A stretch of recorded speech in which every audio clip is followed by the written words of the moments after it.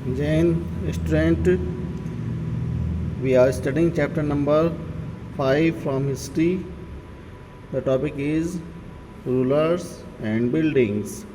In the video, we have discussed about a number of powerful rulers which have constructed a number of historical buildings in India from early medieval period to later medieval period.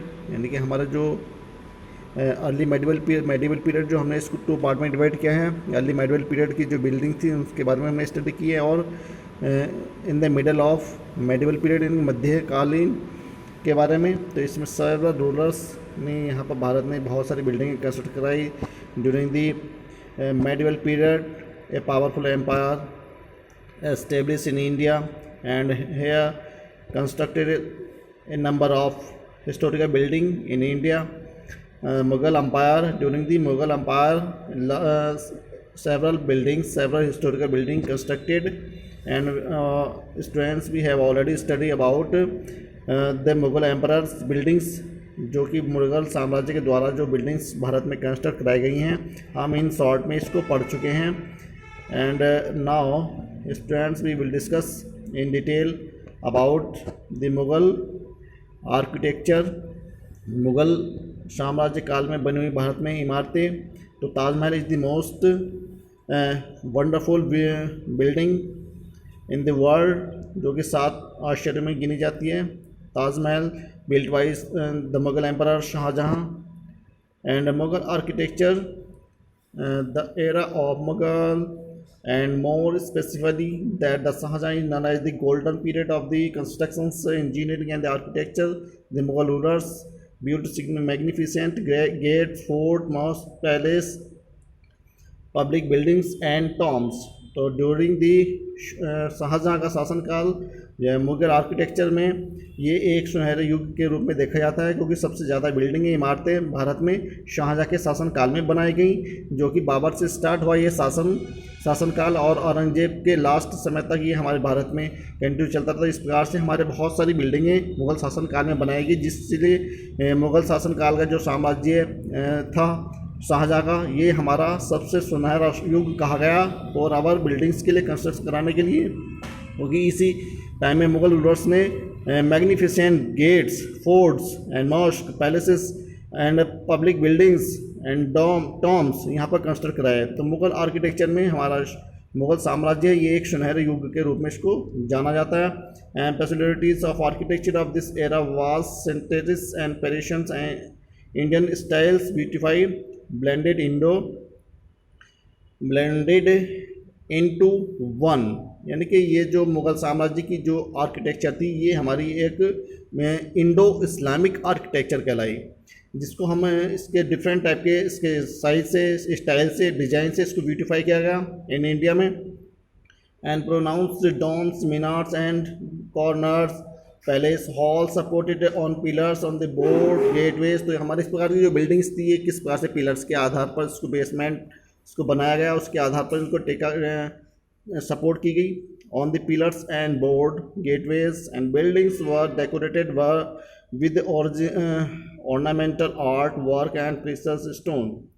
इसके अलावा ये building, इमारतें सुंदर ornament, आभूषणों से इनको decorate किया जाता है, और इसके अलावा इसमें बहुत कीमती पत्थर का भी इस्तेमाल किया गया है। इस material use to mainly white marble and red stone. जैसा कि आप लोग जानते हैं कि हमारा जो ताजमहल है वो वाइट मार्बल से बनाया गया है, और रेड फोर्ट जो कि रेड स्टोन का उसमें यूज़ किया गया है। तो ये हमारे प्रीशियस स्टोन्स हैं, प्रीशियस मटेरियल्स हैं, जो हमारे इन बिल्डिंगों को कंस्ट्रक्ट करने में मुग़ल साम्राज्य ने a lot of effort have done किए हैं फॉर कंस्ट्रक्शन दीज बिल्डिंग्स, इन बिल्डिंगों, इमारतों का निर्माण कराने में। तो Jama Masjid is the largest mosque in India, Bharat की सबसे बड़ी मस्जिद है जामा मस्जिद, जो कि दिल्ली में है।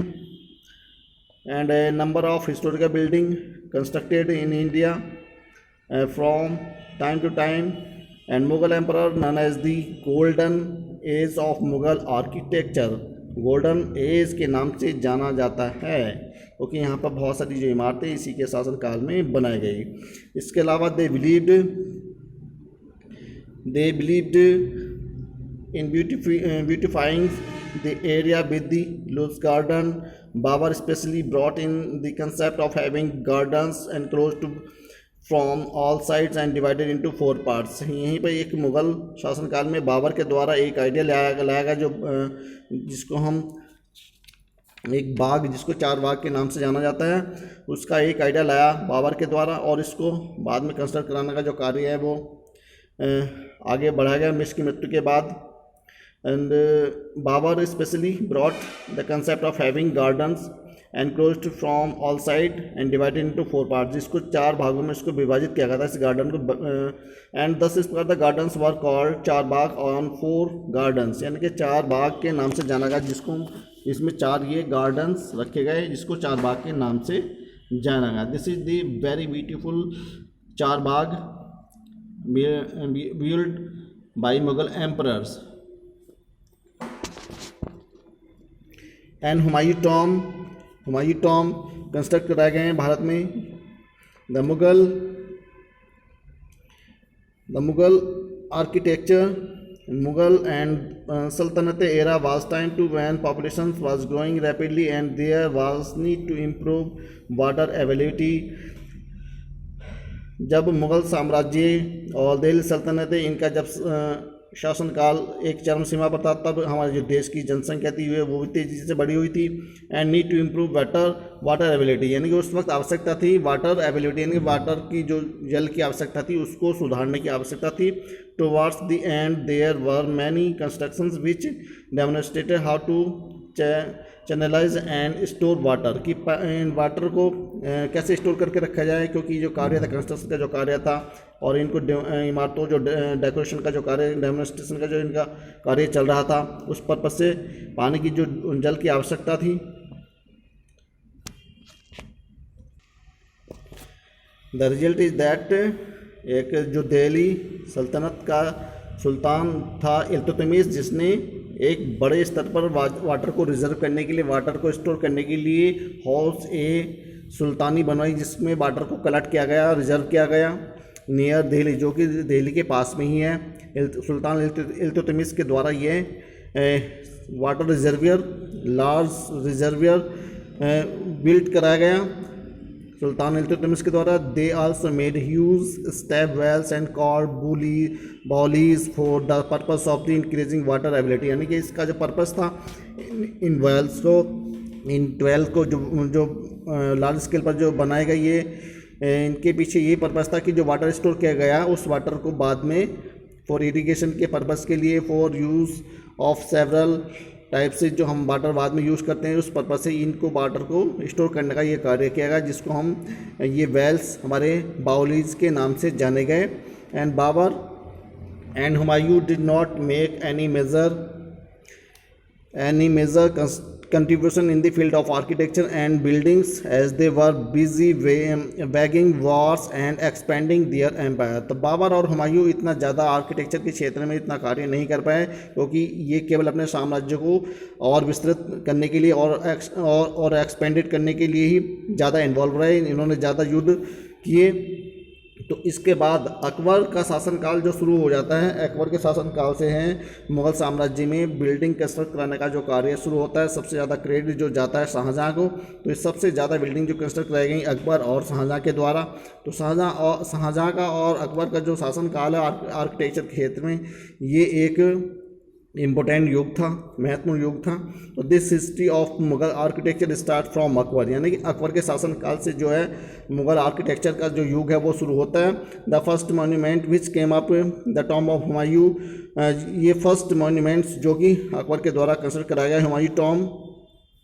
And this tomb was designed by Persian architecture called Malik Mirza जो यहाँ की जो अकबर के शासनकाल के एक आर्किटेक्चर थे, उनके द्वारा इसका जो डिज़ाइन है इसको तैयार किया गया. And Malik Mirza Ghiyas and executed by Indian craft person. It is a fine example of mix of Indian Persians and tradition. ये एक उत्कृष्ट उदाहरण मिलता है जिसमें भारतीय कला का और पेरिशियन कला का दोनों परंपराओं को जोड़ करके इसमें इस प्रकार की भी जो बिल्डिंग है आर्किटेक्चर का कार्य भारत में किया गया। The other recognisable buildings constructed during the region of Akbar, red fort, Agra city and Fatehpur Sikri, Lahore fort et cetera. Akbar के द्वारा जो भारत में बहुत सारी और बिल्डिंगें कंस्ट्रक्ट कराई गई। Red fort eight Agra and city Fatehpur Sikri and Lahore fort, red fort यानी कि एक ये आगरा में भी है।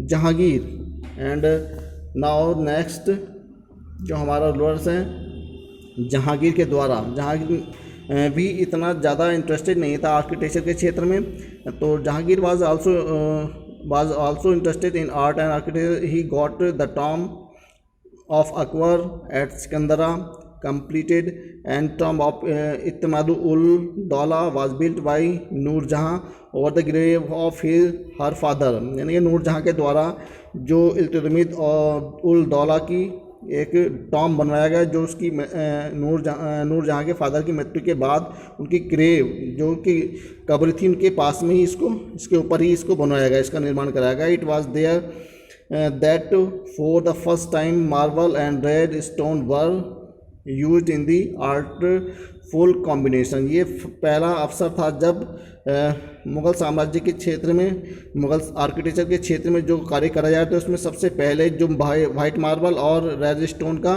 यूज़ किया गया, उसका कॉम्बिनेशन किया गया। This also had a precious and semi precious stone inlaid into the walls and system called the pietra dura, जिसको हम पेट्राडोरा के नाम से जानते हैं क्योंकि ये एक कीमती पत्थर होता था जिसको इस्तेमाल करना के लिए काफ़ी महंगा होता था। This amalgamation of the Indian and the Islamic elements lead to the rise of new style of architecture called the Indo-Islamic architecture। जिसलिए इस आर्किटेक्चर को इंडो इस्लामिक आर्किटेक्चर के नाम से जाना गया क्योंकि इसमें भारतीय आर्किटेक्चर में जो निर्माण करा गया इंडो इस्लामिक यानी कि जो मुग़ल साम्राज्य था ये फॉरेन का था, जो कि इसमें बहुत सारे जो आर्किटेक्चर थे उनके माइंड जो इसमें लगाए गए उनके जो टेक्निकली जो वेस इसमें यूज़ किया गया जिसको हम इंडो इस्लामिक आर्किटेक्चर के नाम से जानते हैं।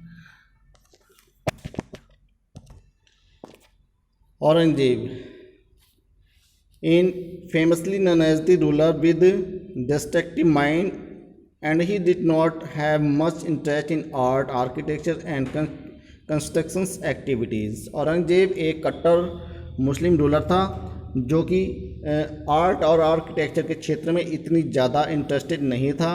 वो केवल एक intolerance policy to other religions ही अडॉप्टेड, उसने एक दूसरे धर्म को ही एसेंस दूसरे धर्म को धर्म परिवर्तन कराने की पॉलिसी उसकी थी। ये केवल intolerance policy of other religions में ही बिलीव करता था, यानी कि इस्लाम धर्म को ज़्यादा मान्यता दी जाती थी और इसकी जो इंटरेस्ट था वो आर्किटेक्चर के क्षेत्र में इतना नहीं था, जिस कारणवश इसने इतनी ज़्यादा इमारतें भारत में नहीं बनवाई।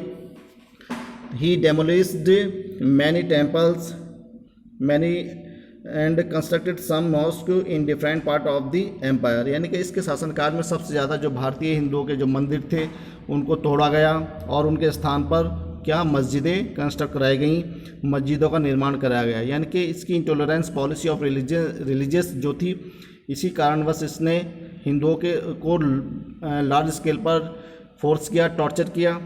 And the end of the ruler marks the fading away of the Mughal glory and the rise of the British colonials rule in India. तो इसी के साथ औरंगजेब की लास्ट पावरफुल रूलर्स के साथ ही भारत में मुग़ल साम्राज्य का अंत हो जाता है, पतन हो जाता है और इसके बाद भारत में एक नया एम्पायर जो भारत में राइज हो रहा था जिसको हम ब्रिटिश कॉलोनियल रूल के नाम से जानते हैं, और भारत में उसने अपने पैर जो है जमा लिए थे, यानी फुटहोल्ड कर लिया था अपने आप को। तो जो कि बड़े स्तर पर यह भी साम्राज्य भारत में चला और इसने भारतीयों पर बड़े अत्याचार किए गए during the British colonial rule के टाइम में। तो student with the a number of historical building constructed during the medieval early medieval period to later medieval period, यानी कि जो हमारा 16वीं शताब्दी से लेकर के और mid of the 18th century के बीच, यानी कि जो इसका जो शासनकाल है मुगलों का, इसके शासनकाल में सबसे ज़्यादा ऐतिहासिक बिल्डिंग यहाँ पर कंस्ट्रक्ट कराई गई हैं। और इससे पहले जो अर्ली टाइम था वो हमारा हिंदुओं के रूलर्स के लिए क्रेडिट जाता है, तो इसके बारे में हम डिस्कस कर चुके हैं। तो thank you and have a nice day.